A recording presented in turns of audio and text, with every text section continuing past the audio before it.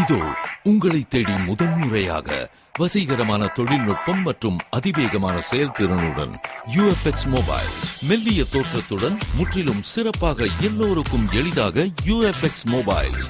உங்கள் நவீன தலைமுறைக்கான mobile UFX mobiles. Make your move. For the very first time coming your way is an irresistible combination of speed, style and technology. UFX mobiles, exceptionally sleek, totally advanced, and now the phone that everyone can afford to touch. Your next generation mobile. UFX mobiles, make your move.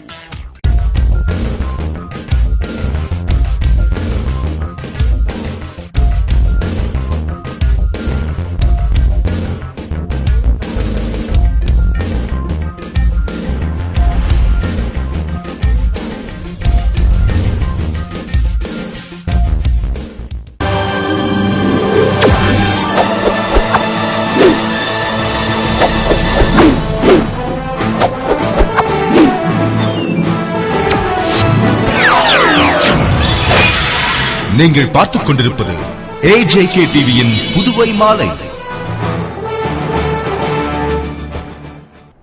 வணக்கம்.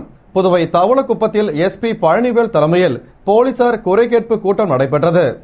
புதுவை தவளக்குப்பத்தில் திருக்கனூர், அரியாங்குப்பம், கிருமாம்பாக்கம், பாகூர், கரையாம்புத்தூர், நெட்டப்பாக்கம், திருபுவனை, தவளக்குப்பம் ஆகிய பகுதிகளின் காவலர்கள் குறை கேட்பு கூட்டம் SP Palanivel தலைமையில் நடந்தது. இன்ஸ்பெக்டர்கள் பழனிவேல், ஜிந்தா கோதண்டராமன், குணசேகரன், மோகன்குமார் மற்றும் சப் இன்ஸ்பெக்டர்கள் பங்கேற்ற கூட்டத்தில் தங்களது குறைகளை கூறுகையில், தேர்தலில் 45 நாட்கள் அயராது உழைத்ததற்கு 13 நாட்களுக்கான சிறப்பு ஊதியம் மட்டுமே வழங்கப்பட்டுள்ளதாகவும் சீருடை வழங்காமல் உள்ளதாகவும் கூறினர். அவற்றை ஏற்றுக்கொண்டு SP பழனிவேல் அரசிடம் கூறி உரிய நடவடிக்கை எடுப்பதாக கூறினார். பிராந்திய இடஒதுக்கீட்டை ரத்து செய்ய வலியுறுத்துவதில் தன்னுடைய விருப்பு வெறுப்பு ஏதும் கிடையாது என்று முன்னாள் அமைச்சர் SP சிவகுமார் கூறியுள்ளார்.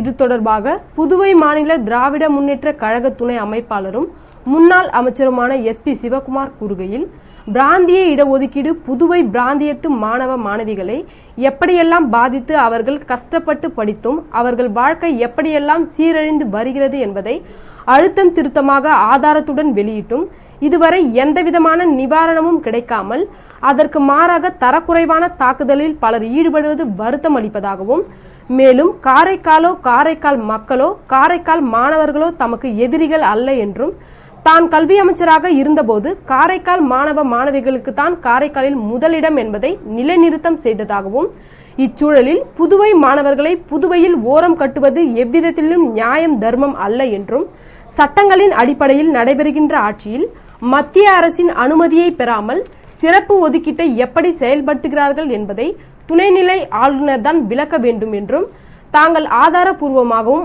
ஆணித்தரமாகவும் எடுத்து வைக்கின்ற வாதங்களுக்கு நாகரிகமின்றி பலர் பேசுவது நியாயமற்றது. எனவே புதுவை பிராந்திய மாணவ மாணவிகளை சீரழித்துக் கொண்டிருக்கும் பிராந்திய இடஒதுக்கீட்டை அறவே ரத்து செய்யும்படி கேட்டுக்கொண்டதாக கூறினார். புதுவையில் பிரான்ஸ் பாராளுமன்றத்திற்கான 2ஆம் கட்ட தேர்தல் நடந்தது. இதனை முன்னிட்டு பலத்த பாதுகாப்பு ஏற்பாடுகள் செய்யப்பட்டிருந்தன. பிரான்ஸ் பாராளுமன்றத்திற்கு 2 கட்டமாக தேர்தல் நடக்கிறது. அதன்படி புதுவையில் முதல் கட்ட தேர்தல் கடந்த 3ஆம் தேதி நடந்தது. 2ஆம் கட்ட தேர்தல் பிரெஞ்சு தூதரகத்தில் 2 வாக்குச்சாவடிகளிலும் லிசா பிரான்சே பள்ளி, பிரெஞ்சு இன்ஸ்டிடியூட் ஆகியவற்றில் தலா ஒரு வாக்குச்சாவடி அமைக்கப்பட்டு வாக்குப்பதிவு நடந்தது. இதில் வாக்களிக்க தகுதியான புதுவை வாழ் பிரெஞ்சு மக்கள் ஆர்வமுடன் பங்கேற்று தங்களது கடமை மற்றும் உரிமையை நிலைநாட்டி வாக்குப்பதிவு செய்தனர். மக்கள் நீண்ட வரிசையில் அமைதியான முறையில் காத்திருந்து வாக்குப்பதிவு செய்த போதிலும் முன்னெச்சரிக்கை நடவடிக்கையாக பலத்த பாதுகாப்பு ஏற்பாடுகள் செய்யப்பட்டிருந்தன. புதுவை TN பாளையத்தில் ஏற்பட்ட தீ விபத்தில் பாதிக்கப்பட்டவர்களுக்கு மணவெளி தொகுதி வட்டார காங்கிரஸ் சார்பில் உதவி தொகையினை முன்னாள் முதல்வர் வைத்தியலிங்கம், மாநில தலைவர் AV சுப்பிரமணியன் ஆகியோர் வழங்கினர். புதுவை மணவெளி தொகுதியில் உள்ள TN பாளையத்தில் ஏற்பட்ட தீ விபத்தில் 10 வீடுகள் எரிந்து சேதமடைந்தது. இத்தகவலை அறிந்த மணவெளி தொகுதி வட்டார காங்கிரஸ் தலைவர் ராமு தலைமையில் மாநில காங்கிரஸ் தலைவர் AV சுப்பிரமணியன், முன்னாள் முதல்வர் வைத்தியலிங்கம் ஆகியோர் பாதிக்கப்பட்டவர்களுக்கு ஆறுதல் கூறி தலா 1000 ரூபாய் உதவித்தொகையும் போர்வை துண்டும் வழங்கினர். அப்போது மணவெளி வட்டார காங்கிரஸ் செயலாளர் சக்திவேல், கமல்தாஸ், முன்னாள் கவுன்சிலர் வீரச்செல்வம் மற்றும் ஊர் முக்கிய பிரமுகர்கள் பலர் கலந்து கொண்டனர். புதுவை ராஜீவ்காந்தி அரசு மற்றும் மகளிர் குழந்தைகள் நல மருத்துவமனையில் மகப்பேறு காலத்தில் நேரிடும் நீரிழிவு நோய் பராமரிப்பு குறித்த தொடர் கல்வி கருத்தரங்கம் நடைபெற்றது. புதுவை ராஜீவ்காந்தி அரசு மகளிர் மற்றும் குழந்தைகள் நல மருத்துவமனையில் செவிலியர்களுக்கான தொடர் கல்வி கருத்தரங்கம் திட்ட இயக்குனர் டாக்டர் ரங்கநாத் தலைமையில் நடந்தது. இதில் சிறப்பு அழைப்பாளராக டாக்டர் ஆதித்யா மிஸ்ரா கலந்து கொண்டு மகப்பேறு காலத்தில் நேரிடும் நீரிழிவு நோய், அதன் தன்மை, தீவிரம், பராமரிப்பு, அதனால் தாய்க்கும் சேய்க்கும் ஏற்படும் உபாதைகள், கட்டுப்படுத்தும் விதிமுறைகள் பற்றி விளக்கமாக பேசினார். இந்நிகழ்ச்சியில் மருத்துவமனை கண்காணிப்பாளர், செவிலியர் கண்காணிப்பாளர்கள், தலைமை செவிலியர்கள் மற்றும் செவிலிய மாணவிகள் பங்கேற்றனர். நிறைவில் செவிலியர் கண்காணிப்பாளர் மல்லிகா நன்றி கூறினார். நிகழ்ச்சிக்கான ஏற்பாட்டினை திட்ட இயக்குனர் தலைமையில் செவிலியர்கள் செய்திருந்தனர். புதுவை டிஎன் பாளையத்தில் ஏற்பட்ட தீ விபத்தில் பாதிக்கப்பட்டவர்களுக்கு முன்னாள் சட்டமன்ற உறுப்பினர் அனந்தராமன் ஆறுதல் கூறி உதவித்தொகையினை வழங்கினார். புதுவை மணவள்ளி தொகுதி டிஎன் பாளையத்தில் ஏற்பட்ட தீ விபத்தில் பாதிக்கப்பட்டவர்களை முன்னாள் சட்டமன்ற உறுப்பினரும் பாட்டாளி மக்கள் கட்சி மாநில செயலாளருமான அனந்தராமன் நேரில் சந்தித்து ஆறுதல் கூறி தலா 1000 ரூபாய் உதவித் தொகையினையும், மின்விசிறி, அடுப்பு, சமையல் பாத்திரம், வேட்டி சேலைகளையும் வழங்கினார். விபத்து குறித்து அவர் கூறுகையில், தான் சட்டமன்ற உறுப்பினராக இருந்தபோது மணவெளி அரியாங்குப்பம் பகுதியில் தீயணைப்பு நிலையம் அமைக்க வேண்டுகோள் விடுத்ததால் அதற்கான இடமும் தேர்வு செய்யப்பட்டது. ஆனால் நிதி ஒதுக்காமல் இருந்தது. எனவே தற்பொழுதைய அரசு நிதி ஒதுக்கி தீயணைப்பு நிலையத்தை அமைத்தால் தீ விபத்திலிருந்து உடனடியாக பாதுகாக்கலாம் என்றும், காமராஜர் கல்வீடு கட்டும் திட்டம் கடந்த ஓராண்டாக செயல்படாமல் உள்ளதால் இந்த ஓராண்டில் மட்டும் சுமார் 100 வீடுகள் எரிந்து சேதம் அடைந்துள்ளதாகவும், எனவே இலவச மனைப்பட்டா வழங்கி பிற்படுத்தப்பட்டோருக்கு 2 லட்சம், தாழ்த்தப்பட்டோருக்கு 4 லட்சம் என மானியம் வழங்கி குடிசை வீடுகளை கல்வீடுகளாக மாற்ற அரசு போர்க்கால நடவடிக்கை எடுக்க வேண்டும் என்றார். அப்போது தொகுதி செயலாளர் சேகர், ஆதி, காளியப்பன் உள்ளிட்ட நிர்வாகிகள் பலர் உடனிருந்தனர். புதுவை முதலியார்பேட்டை இளைஞர் காங்கிரஸ் கமிட்டி சார்பில் நடந்த ராகுல் காந்தியின் பிறந்தநாள் விழாவில் மாநில காங்கிரஸ் தலைவர் ஏவி சுப்பிரமணியன் மற்றும் முன்னாள் முதல்வர் வைத்திலிங்கம் ஆகியோர் கலந்து கொண்டு நலத்திட்ட உதவிகளை வழங்கினர். புதுவை முதலியார்பேட்டை இளைஞர் காங்கிரஸ் சார்பில் அகில இந்திய காங்கிரஸ் பொதுச் செயலாளர் ராகுல் காந்தியின் பிறந்தநாள் விழா தொகுதி தலைவர் கோபி தலைமையில் வட்டார காங்கிரஸ் தலைவர் தங்கமணி முன்னிலையில் கேக் வெட்டி சிறப்பாக கொண்டாடப்பட்டது. இதில் சிறப்பு அழைப்பாளர்களாக மாநில தலைவர் ஏவி சுப்பிரமணியன், முன்னாள் முதல்வர் வைத்தியலிங்கம், சட்டமன்ற உறுப்பினர் நமச்சிவாயம் ஆகியோர் கலந்து கொண்டு மாணவ மாணவிகளுக்கு நோட்டு புத்தகம், மரக்கன்றுகள் மற்றும் ஏழை எளியோருக்கு அன்னதானம் வழங்கினர்.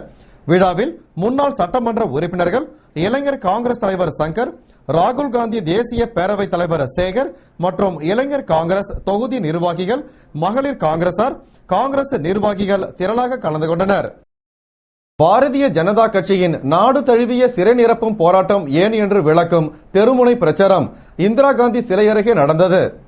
புதுவை பாரதிய ஜனதா கட்சி சார்பில் அத்தியாவசிய பொருட்களின் விலையை குறைக்க வலியுறுத்தியும், பெட்ரோல் விலை உயர்வை முற்றிலும் திரும்ப பெற கோரியும், யூக வணிகத்தை நீக்க கோரியும் வரும் 22ஆம் தேதி நாடு தழுவிய சிறை நிரப்பு போராட்டம் ஏன் என்பது குறித்த தெருமுனை பிரச்சாரம் உழவர்கரை, கதிர்காமம், தட்டாஞ்சாவடி தொகுதிகளில் நடந்தது. அதன்படி இந்திரா காந்தி சிலை அருகே நடந்த பிரச்சாரத்தை மாநில தலைவர் தாமோதர், இளைஞரணி தலைவர் சிவானந்தம் மற்றும் தொகுதி தலைவர்கள் முன்னிலையில் துவக்கி வைத்தார். இதில் முன்னாள் மாநில தலைவர் விஸ்வேஸ்வரன், மாநில பொதுச் செயலாளர் அன்பு செல்வம், துணைத் தலைவர் தங்க விக்ரமன் உள்ளிட்ட நிர்வாகிகள் கலந்து கொண்டனர். புதுவை விழுப்புரம் தேசிய நெடுஞ்சாலையில் மண் குவியல் பரவி கிடப்பதால் விபத்து ஏற்படும் முன் அதனை போர்க்கால அடிப்படையில் நீக்க வேண்டும் என பொதுமக்கள் கோரிக்கை விடுத்துள்ளனர். புதுவை இந்திரா காந்தி சிலையிலிருந்து விழுப்புரம் செல்லும் சாலையில், குறிப்பாக மூலக்குளம் பகுதியில் சாலையின் நடுவே தடுப்பு கட்டை போடப்பட்டு வருவதால் ஏற்கனவே வாகனம் செல்வதற்கு சிரமமான அந்த சாலையில் தற்பொழுது வாகனங்கள் கடந்து செல்வதே மிகுந்த சிரமமாக உள்ளது. இது மட்டுமன்றி தொலைத்தொடர்பு துறைக்காக கேபிள் புதைக்கும் பணியும் நடந்து வருவதால் பள்ளம் தோண்டப்பட்டு மணல், ஜல்லிகள் கொட்டப்பட்டு போக்குவரத்து நெரிசல் அதிகமாக ஏற்பட்டுள்ளது. மற்றும் கம்பன் நகரிலிருந்து மூலக்குளம் வரை சாலையின் இரு பக்கமும் மணல் பரவி கிடப்பதால் 2 சக்கர வாகனங்களில் செல்வோர் சறுக்கி விழும் அபாயம் உள்ளது. எனவே விபத்து ஏற்பட்டு உயிரிழப்பு நடப்பதற்கு முன் சாலையின் இருபுறமும் தேங்கியுள்ள மணலை போர்க்கால அடிப்படையில் அகற்றுவதற்கான நடவடிக்கையை பொதுப்பணித்துறையினர் மேற்கொள்ள வேண்டுமென பொதுமக்கள் கோரிக்கை விடுத்துள்ளனர். புதுவையில் பேசஞ்சர் ரயில்கள் நாளை முதல் மீண்டும் இயக்கப்படும் என்று ரயில்வே நிர்வாகம் தெரிவித்துள்ளது. விழுப்புரம் அருகே நடைபெற்று வரும் கூடுதல் அகல ரயில் பாதை அமைக்கும் பணிகளால் பேசஞ்சர் ரயில் சேவை புதுவையில் நிறுத்தப்பட்டது. பணியின் காரணமாக சென்னையிலிருந்து திண்டிவனம் வரை கடந்த 3 நாட்களாக இயக்கப்பட்டு வந்த சென்னை புதுச்சேரி, திருப்பதி புதுச்சேரி பேசஞ்சர் ரயில்கள் நாளை முதல் வழக்கம்போல் இயங்கும் என்றும், பணியின் காரணமாக கால தாமதமாக விழுப்புரம் வந்தடைந்த பேசஞ்சர் ரயில்கள் நாளை முதல் வழக்கம்போல் இயங்கும். மேலும் கடந்த 4 நாட்களாக நிறுத்தப்பட்டிருந்த விழுப்புரம் மேல்மருவத்தூர் பேசஞ்சர் ரயில் 19ஆம் தேதி முதல் மீண்டும் இயங்கும். ஆனால் திட்டமிட்டபடி பணிகள் முடிவடையாவிட்டால் புதுவை மற்றும் விழுப்புரத்திலிருந்து இயக்கப்படும் 3 பேசஞ்சர் ரயில்கள் மீண்டும் நிறுத்தப்படலாம் என ரயில்வே நிர்வாகம் தெரிவித்துள்ளது. இத்துடன் செய்திகள் நிறைவடைந்தன. வணக்கம்.